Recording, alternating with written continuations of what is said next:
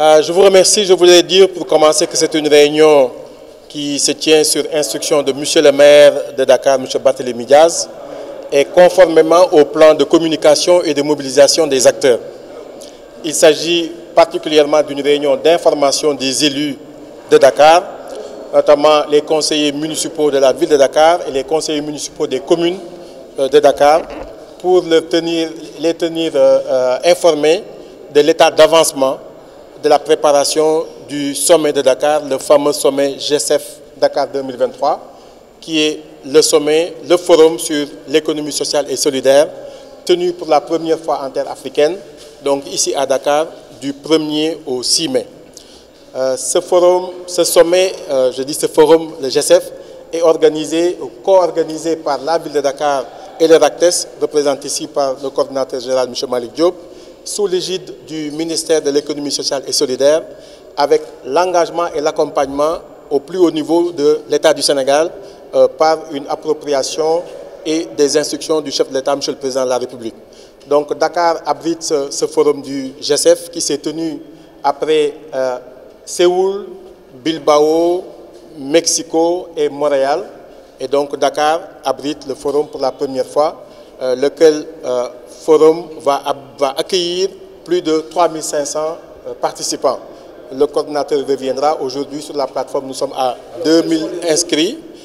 et nous attendons 3500 participants pour ce forum. Je disais donc qu'il s'agissait à travers cette réunion d'information de partager l'état d'avancement de ce forum, et l'objectif étant que les élus puissent se l'approprier et puissent vulgariser la communication au niveau des populations, parce que le forum de Dakar est un forum pour les populations de Dakar. Le forum de Dakar ne sera pas un forum seulement virtuel ou des rencontres d'échange, c'est ça, un forum d'action comme le veut le maire de Dakar, donc des actions dirigées envers les populations de Dakar. C'est la raison pour laquelle cette activité se tient aujourd'hui en votre présence pour permettre une bonne diffusion. Concrètement, qu'est-ce que nous pourrons attendre en termes d'innovation? Alors, la première innovation, elle est scientifique. Le forum se tenait habituellement dans un format classique de rencontre sur 2 ou 3 jours. Voilà que Dakar innove avec le G7 pour proposer des activités de pré-forum. Il s'agit particulièrement du pré-forum jeune, donc que nous appelons dans le jargon pré-forum jeunesse, qui rassemblera plus de 1000 jeunes en concret à la place du souvenir du 1er au 2 mai. Et lors de ce forum, il y aura des sessions autogérées, mais il y aura également des activités sur scène. Il s'agit d'une innovation portée par le consortium des Jeunesse Sénégal en compagnie du Conseil national de la jeunesse du Sénégal. Vous voyez donc que l'organisation de ces activités a été confiée à ce groupe de jeunes par le G7, par le RACTES, par la ville de Dakar et par le ministère de l'économie sociale et solidaire. Ça, c'est la première innovation. Donc, nous verrons les jeunes se prononcer, échanger, débattre sur l'économie sociale et solidaire, mais particulièrement faire part de leurs préoccupations et ce faisant proposer un plaidoyer des jeunes en faveur de l'économie sociale et solidaire. La deuxième innovation assez importante, l'économie sociale et solidaire, comme nous le savons, repose essentiellement sur les femmes. Donc il s'agissait dans cette deuxième innovation de donner le plancher aux femmes. Et ce sera lors du pré-forum femmes qui se tiendra le 3 mai au Grand Théâtre, sur laquelle plus de 1500 femmes vont être mobilisées sur Dakar, en plus des participants et participantes qui viendront de l'extérieur, qui sera également un temps fort du Forum de Dakar, marqué par cette innovation. Les femmes pourront débattre de leurs préoccupations et surtout faire la promotion de l'économie solidaire avec l'implication des femmes, mais ce sera également conclu par un appel assez fort des femmes pour ce forum-là, et une appropriation non moins importante qui sera une appropriation culturelle, parce que nous voulons que ce forum de Dakar soit le forum des Dakarois, vécu à travers la culture dakaroise et sénégalaise de façon générale, à travers des manifestations culturelles, mais surtout un marketplace, une exposition qui permettra aux femmes de Dakar, particulièrement actrices de l'économie sociale et solidaire, de montrer ce qu'elles savent faire, d'échanger sur leurs pratiques et d'avoir véritablement une plateforme sur laquelle elles pourront faire valoir et vendre leurs produits. Ça, c'est la deuxième innovation. Et également, dans ce forum de Dakar en matière scientifique, il y aura une innovation qui est un peu dans la continuité peut-être classiquement de ce qui se faisait, mais nous le ferons en table assez ouverte. C'est un panel à haut niveau des ministres également un panel à haut niveau des maires, mais une particularité, un panel des organisations internationales. Le tout permettra que cela puisse être pris en charge. Et l'innovation qui va avec cette activité, c'est la résolution prise par les Nations Unies la semaine dernière, donc en faveur de la promotion de l'économie sociale et solidaire, aujourd'hui inscrite sur l'agenda international et inscrite en termes de préoccupation sur l'agenda et les objectifs de développement durable pour 2030. Alors, la dernière innovation vous permettrait, peut-être que là vous êtes en train de dire, j'ai parlé des innovations au plan scientifique organisationnel. La dernière innovation,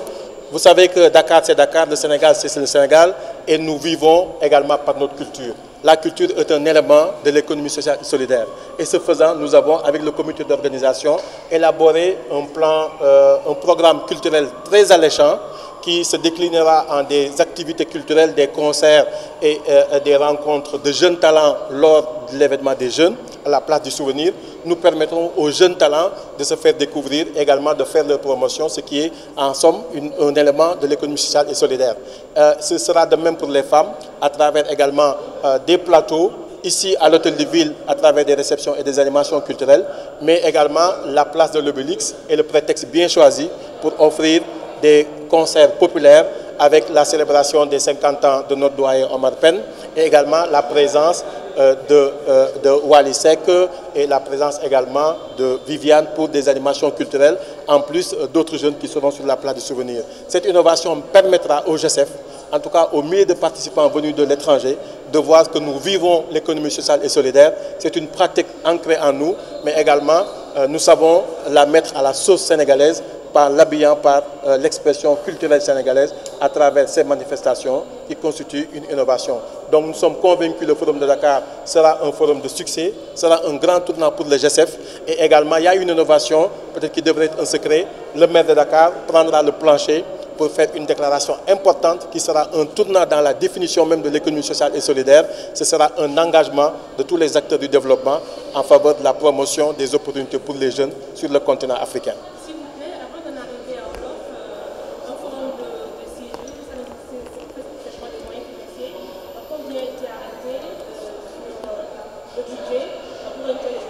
Très difficile de se prononcer sur le budget. Très difficile de se prononcer sur le budget. Mais je puis tout de suite vous dire que ce budget a été fait avec toutes les équipes engagées dans l'organisation de ce forum. Il s'agit de l'État du Sénégal, il s'agit de la ville de Dakar, il s'agit du GSF et du RACTES, mais n'oubliez pas que le GSF également est une organisation internationale. Mais je peux vous garantir aujourd'hui que toutes les dispositions sont prises par toutes les parties prenantes pour que le forum puisse se passer dans de bonnes conditions.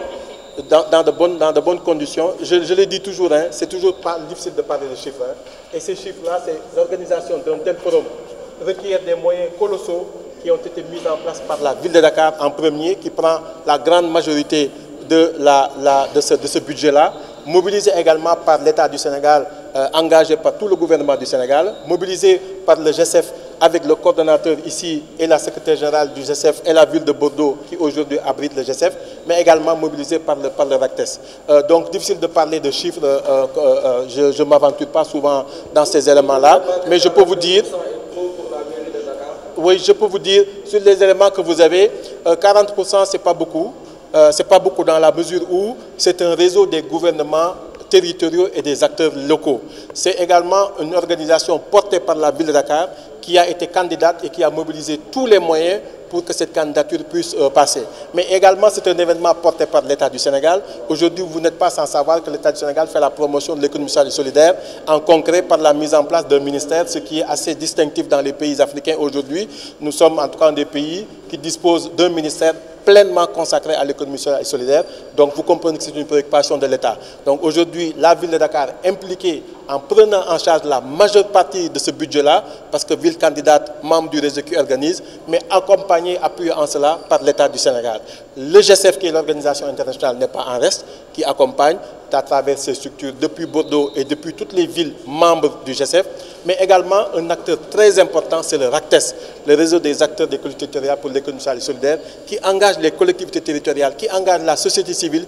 qui aujourd'hui est portée par le coordinateur Malick Diop, à travers toutes les organisations membres du RACTES, à travers toutes les organisations membres de la société civile, et ce point-là, c'est important. Donc cette organisation est une organisation collective, est une organisation dont la prise en charge est faite collectivement et dont le budget est assuré collectivement. Je puis simplement vous retourner au document pour vous faire part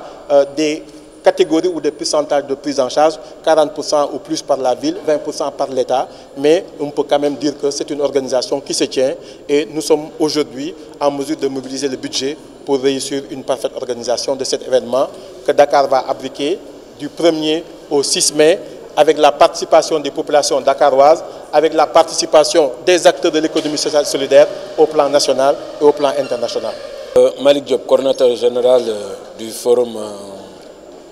mondial de l'économie sociale et solidaire. waaw tey Malick ñëw ngeen fii tey teewee li nga xamante ne mooy ndaje bi mu des tuuti ñu organiser li nga xamante ne mooy forum ci économie sociale et solidaire Dakar loolu ko dalal tey lan moo nekkoon solo si ndaje bi nii tey ci hôtel bi. waaw ni ko comme secrétaire général waxee rek tey dañu fi daje woon pour partager pour waxtaan ak conseil municipal bi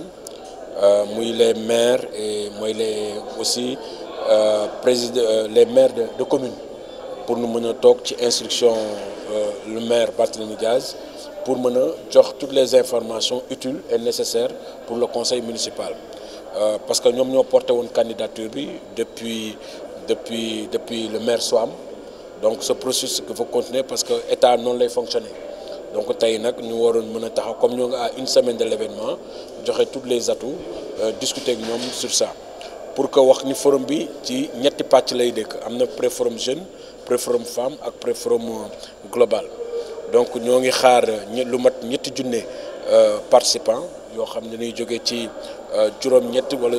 jàpp juróom-ñeent fukki dëkk ci àddina bi yëpp di xaar ay ministre di xaar ay maire war a mën a tënk loolu lépp ci di 90 sessions muy juróom-ñeent fukki atelier yoo xam ni ay experts ñi nga xam ne dañ ciy liggéey ay collectivités territoriales ay universités ay organisations de la société civile ay organisations internationales telles que l'ONU Union africaine UMOA waa OCDE donc Union européenne donc ñoom ñëpp war a mën a toog ñu mën a waxtaan ci ëllëgu économie sociale ban taxawaay la économie sociale solidaire war a mën a am ndax thème bi dafay nekk li naan la transition de l'économie informelle vers les économies collectives et durables tey dañu xam ni Sénégal réew mi Afrique économie informelle li naan informelle dafay am solo mais tey suñu jàngatee Covid bi génn jàngat tey ci guerre Ukraine bi ñëpp dañu delluwaat ci seen souveraineté te tey li nga xam ne moo sauvé àddina bi avion yi taxawee bateau yi taxaw lépp taxaw économie sociale économie de proximité bi moom rek a doon fonctionner na ñu changer suñuy lekkin changer suñuy taxawaay gën a am solidarité gën jàppalante loolu mooy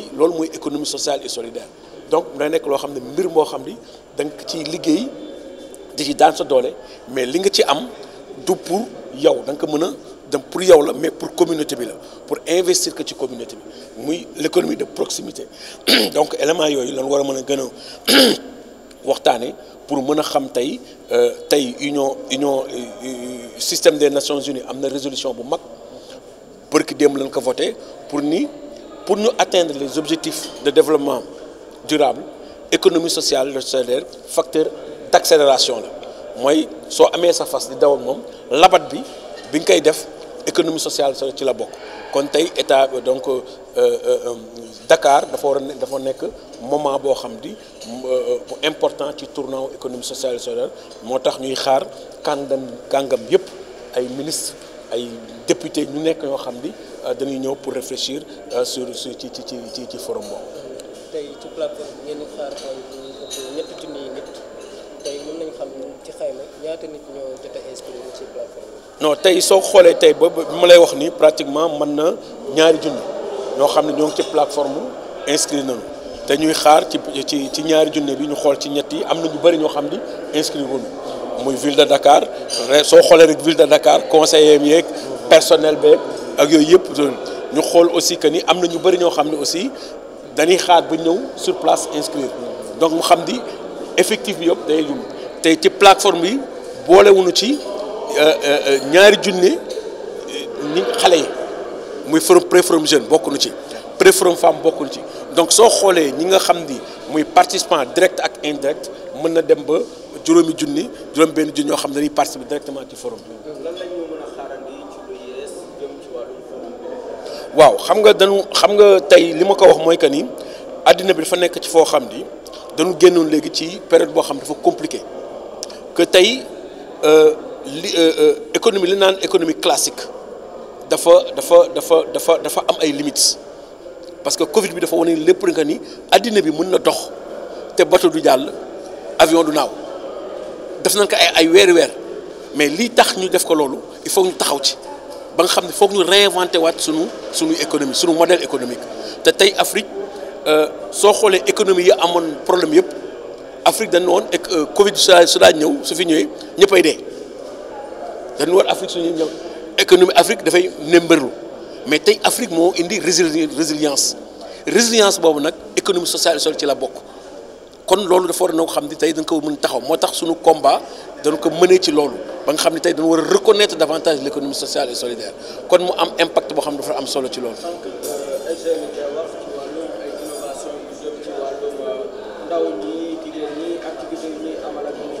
waaw ci loolu après moo tax forum bi ni koy def depuis candidature bi dañu ni Afrique dafa am yoo xam ni fokk ñu mooy innovation bi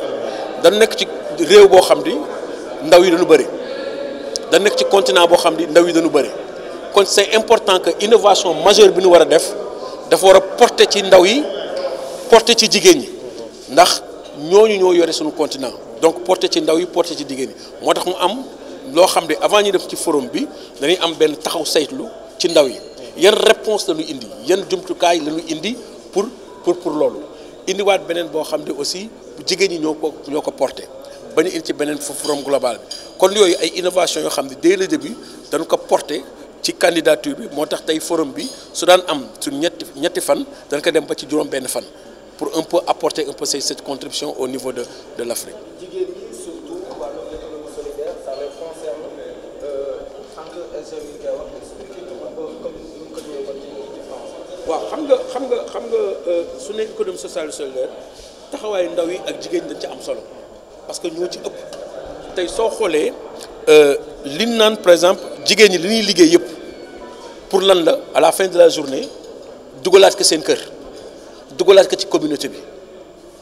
loolu mooy c'est-à-dire que mooy finalité économie sociale et solidaire dafa war a nekk koom-koom c'est-à-dire que économie sociale du tàllal loxo foog ñu c'est que du tàll économie la da ngay liggéey pour am xaalis pour gagner xaalis mais li ngay gagner da nga ko war a réinvestiraat ci communauté bi dafa war a am finalité économique ak sociale kon te soo xoolee loolu jigéen ñi ñoo ci ëpp taxawaay te ñoo ci ëpp ñoo ci chaîne de valeur yëpp kon loolu moo tax ñu ni jox gëdd bu baax jigéen ñi ci loolu soo xoolee ndaw yi en termes de créativité en termes d'invention en termes de communautarisation dañ ci am solo moo tax ñu ni volet boobu aussi ñoom dañ ci am fànn bu am solo kon tey nan la ñu mën a def ba nga xam ni liggéey bi xale ñoon joxaat lañ la ko un sens à leur activité un sens à leur vie donc ça c'est important que ñu mën a tënk comme ay apport yu am solo loo xam ne war na mën a taxaw am Afrique war nañ ci mën taxaw seetlu xool ñun économie bi naan économie informelle te du informelle nan lañ ci war a mën a sàkkandikoo changer modèle ba nga xam ne par exemple économie bi nga xam ne mooy sunu ADN moo nekk sunu cëslaay mooy une économie de distribution ñun nekkuñu ci une économie de capitalisation xam ne da ngay capitaliser ay xaalis di denc fii ku am xaalis li ngay ñëkk def mooy distribuer jox ko say ñoñ jox say mbokk jox say communauté donc nan lañ ci war a mën a sëkku pour mu am une économie réelle pour l'Afrique